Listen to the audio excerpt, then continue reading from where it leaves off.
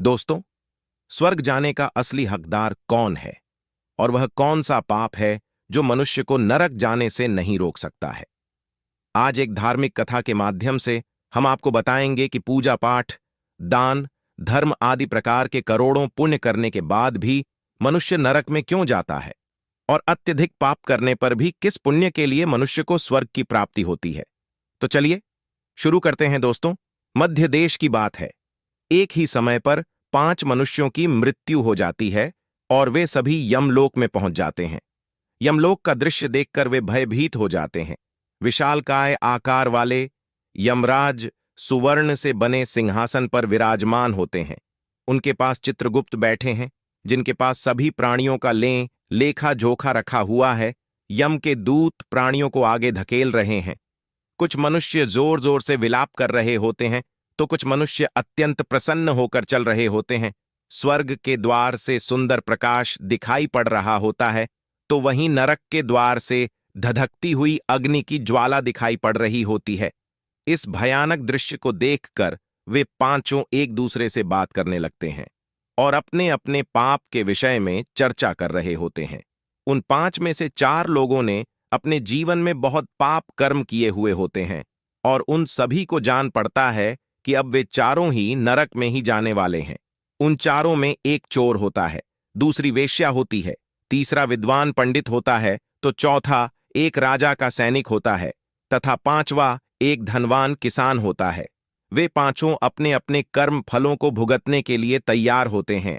एक एक करके सभी पाप और पुण्य आत्माएं आगे चल रही होती है। विचारों एक दूसरे के पाप कर्मों के बारे में बताने लगते हैं। पहले चोर कहता है, भाई मैं तो पक्का नरक में ही जाऊंगा क्योंकि मैंने बहुत बार चोरी की है, दूसरों का धन लूटा है, दूसरों को तकलीफ दी है, लेकिन ऐसा मैंने मजबूरी में किया था। चोरी करके मैं अपने परिवार का पेट पालता था क्योंकि मुझे कोई काम नहीं देता था।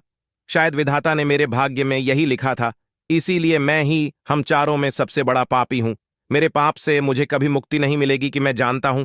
पता नहीं मुझे अगला जन्म किस पशु का मिलेगा। यमराज मुझे कौन सा दंड देंगे? उसके बाद अंदेशा बोलती हैं, भाई हम चारों ने नहीं सबसे बड़ी पार्टी नहीं हो, मुझसे बड़ा पाप यहां पर किसी ने नहीं किया होगा। स्त्री अनेक पुरुषों के साथ संबंध बनाती है, उसे नरक नहीं डाला जाता है, यही शास्त्र कहते हैं। इसीलिए मेरा भी नरक में जाना तय है, किंतु मैं शपथ खाकर कहती हूं, मैंने जानबूझकर नहीं किए हैं। जब मैं छोटी उम्र की थी तभी एक दुष्ट व्यक्ति मुझे उठाकर ले गया और जबरदस्ती मुझे पेशा बना दिया। मैंने न चाहते हुए भी कई पुरुषों से संबंध बनाए हैं। मेरे पास जीवित रहने के लिए यही एक उपाय बचा था। करती भी तो क्या करती, मेरे पास इतनी शक्ति नहीं थी कि मैं उस दुष्ट पुरुष से लड़को। पता नहीं किस बात के कारण मुझे इस जननी वेश्या बनना पड़ा। न जाने आगे मुझे किस पशु के रूप में जन्म लेना पड़ेगा। मेरे पाप से यह जान पड़ता है कि मैं भी पक्का नरक नहीं जाऊंगी। उसके बाद वह सैनिक बोलने लगता है, भाई हम चारों में सबसे बड़ा पापी तो मैं ही हूं। मैंने बहुत बड़े पाप किए हैं। मैं राजा का सिपाही था, इसीलिए मैं लोगों पर जोर जबरदस्ती करता था। मैंने कितनों के प्राण लिए हैं, न जाने कितने मासूम लोगों को सताया है, न जाने कितने निर्दोष लोगों को मेरे हाथ से दंड मिला है। यमराज मुझे कभी क्षमा नहीं करेंगे और मैं निश्चित ही नरक में ही जाऊंगा। लेकिन मैंने ये सभी पाप जानबूझकर नहीं किए हैं। अपने प्राणों के भय से और परिवार के पालन पोषण के लिए मुझे यह पाप करने पड़े हैं। हमारा राजा जो कहता था उसका पालन हमें करना पड़ता था। राजा के विरुद्ध भला कोई साधारण मनुष्य कैसे जा सकता है? ये सभी पाप करते हुए मुझे अत्यंत दुख भी होता था और मैं जानता था कि यह पाप करने से मुझे नरक की ही प्राप्ति होगी, किंतु परिवार के मोहवश होकर मैंने यह काम किया है। लेकिन पाप तो पाप होता है, पाप करके पश्चाताप करने का क्या फायदा? इसीलिए मेरा नरक में जाना तो तय है। उसके बाद वह विद्वान पंडित बोलता है, भाई हम चारों में से सबसे बड़ा पापी तो मैं हूं। तुम लोगों ने जो पाप किए हैं वह जाने अनजाने में किए हैं, या किसी ने तुमसे जबरदस्ती करवाए हैं, या मजबूरी में किए हैं।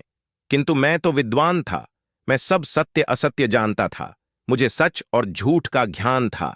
लेकिन फिर भी मैंने धन के लोभ वर्षीय पाप किए हैं। शास्त्र कहते हैं कि जो सब कुछ जानकर भी पाप करता है वह निश्चित ही नरक में गिरता है। मैंने अपने ज्ञान का दुरुपयोग किया है। मैंने अपने ज्ञान का उपयोग लोगों की सहायता के लिए नहीं, बल्कि धन को कमाने के लिए किया है। मेरे घर की परिस्थिति अत्यंत गरीब थी।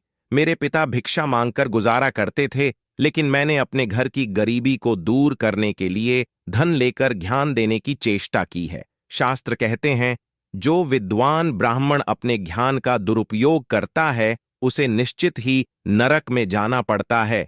मैंने लोगों को ज्ञान देने के बदले में उनसे धन लिया है, कभी किसी को मुफ्त में ज्ञान नहीं दिया। इसीलिए आप चारों में सबसे बड़ा पापी तो मैं ही हूं और मुझे ही नरक में जाना पड़ेगा। उन चारों की बात सुनकर वह धनी किसान हंस पड़ा और बोलने लगा, तुम चाहो तो इतने बड़े पापी हो कि तुम लोगों को नरक में जाना ही पड़ेगा। तुम लोगों ने घोर पाप किए हैं और इसीलिए यमराज तुम लोगों को कभी माफ नहीं करेंगे। यहां पर मौजूद मैं अकेला ही सबसे अधिक पुण्यवान हो। मैंने अपने जीवन में बहुत पूजा पाठ किया है, ब्राह्मणों को दान दक्षिणा दी है, मैंने मृत्यु से पूर्व गाय का दान भी किया है और अब मेरे सभी पुत्र पौत्र मेरी आत्मा की मुक्ति के लिए बड़े कार्यक्रम का आयोजन कर रहे हैं। वे मेरे लिए श्राद्ध दान तर्पण कर रहे हैं, यज्ञ कर रहे हैं। इसीलिए मैं सबसे अधिक पुण्यवान हो। मेरी 3 पत्नियां और 10 पुत्र हैं। इतने लोग मेरी मुक्ति के लिए उपाय कर रहे हैं। और हां, मैंने अपने जीवन में कभी कोई पाप नहीं किया है और जाने अनजाने में किए भी होंगे तो मेरे पुत्रों के श्राद्ध आदि के कार्यों द्वारा मेरे पाप भी नष्ट हो जाएंगे। मैं नित्य देव पूजा करता था, मंदिर जाता था, द्वार पर आए अतिथियों को भोजन कराता था। इसीलिए मुझे पूरा विश्वास है कि यमराज मुझे नरक में नहीं डालेंगे और मुझे मोक्ष की प्राप्ति निश्चित ही होगी। फिर वे पांचों धीरे धीरे आगे बढ़ने लगते हैं और फिर जब उनका समय आता है तो उन पांचों के पाप और पुण्य के कर्मों का मूल्यांकन किया जाता है। सबसे पहले बारी आती है उस छोर की और फिर चित्रगुप्त उसका लेखा जोखा निकालते हैं। कुछ देर तक विचार करने के बाद, उसके पाप पुण्य का मूल्यांकन करने के बाद यमराज उसे स्वर्ग में जाने के लिए कहते हैं। इस निर्णय को सुनकर चोर आश्चर्य में पड़ जाता है और बड़ी ही प्रसन्नता से वह स्वर्ग के दरवाजे की ओर चला जाता है।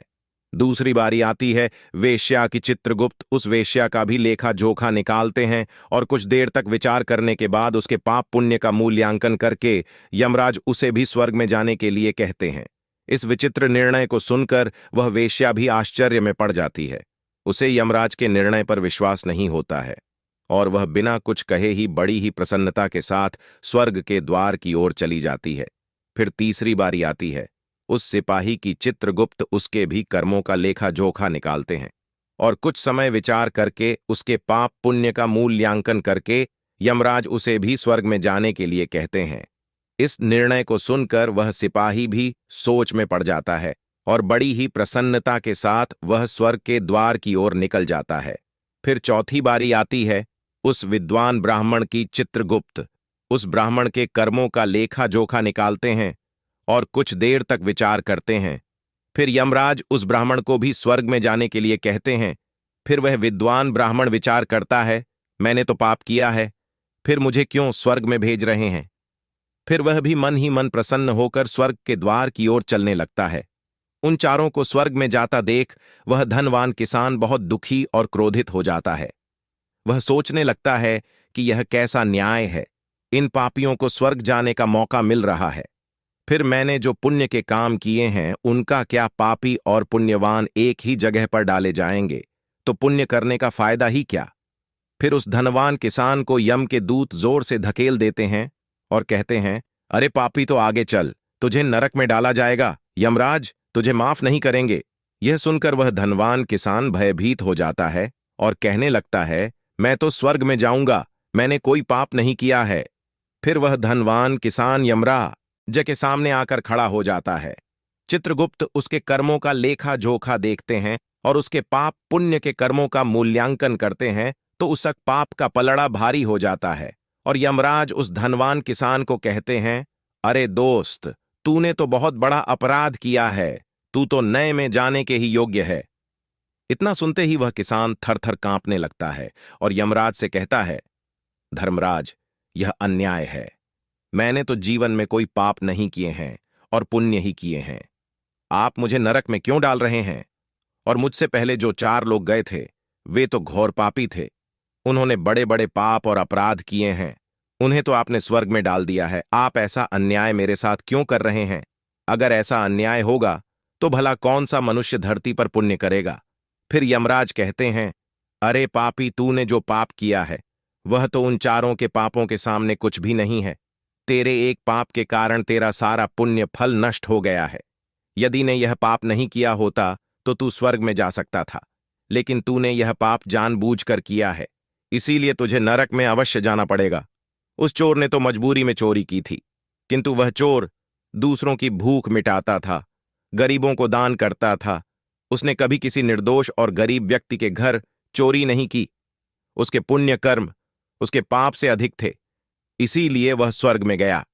दूसरी जो वेश्या थी वह अपने मन से वेश्या नहीं थी, उसे जबरदस्ती डाला गया था, और उस वेश्या में केवल अपने शरीर को पीड़ा दी है, लेकिन बाकी कार्य तो उसने पुण्य के ही किए हैं। वह पशु पक्षियों को रोज दाना डाल दी थी, जानवरों की सेवा करती थी, इसीलिए उसका भी पुण्य पाप से भरा था। तीसरा वह सिपाही था जिसने राजा के हुकुम का पालन किया था, किंतु उसने भी बहुत पुण्य के काम किए हैं। उसने कई बेसहारा लोगों की मदद की है, इसीलिए वह भी स्वर्ग में ही गया है। और चौथा, वह विद्वान ब्राह्मण था।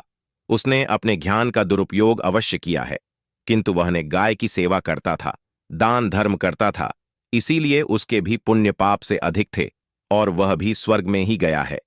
इतना सुनकर वह धनवान किसान बोलता है, हे धर्मराज, इन चारों ने जो भी पुण्य किए हैं वह तो मैंने भी किए हैं, बल्कि उनसे ज्यादा किए हैं।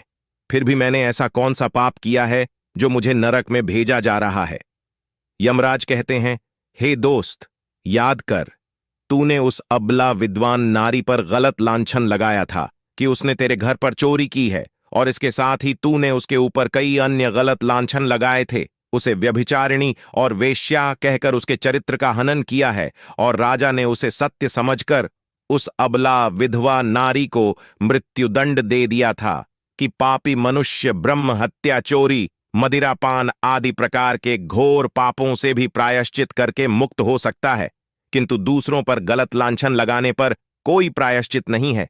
जो दूसरों पर गलत आरोप करता है, सत्य जानकर भी दूसरों को झूठ कहकर उनके ऊपर दोस्त डालता है, वह तो सबसे बड़ा पापी है। उसके द्वारा किए गए सभी पुण्य नष्ट हो जाते हैं, इसीलिए तूने जितने भी पुण्य किए हैं वे सभी उस एक पाप के कारण नष्ट हो गए। फिर यमराज यमदूतों को कहकर उस पापी किसान को नरक ले जाने के लिए कहते हैं, और वह किसान रोता हुआ विलाप करता हुआ नरक के मार्ग पर चलने लगता है। तो दोस्तों, इस प्रकार से धर्मराज ने कहा है, कभी किसी पर गलत आरोप नहीं करना चाहिए, सत्य जानकर भी असत्य का साथ नहीं देना चाहिए। जो दूसरों पर गलत आरोप डालता है उसे यमराज कभी क्षमा नहीं करता है।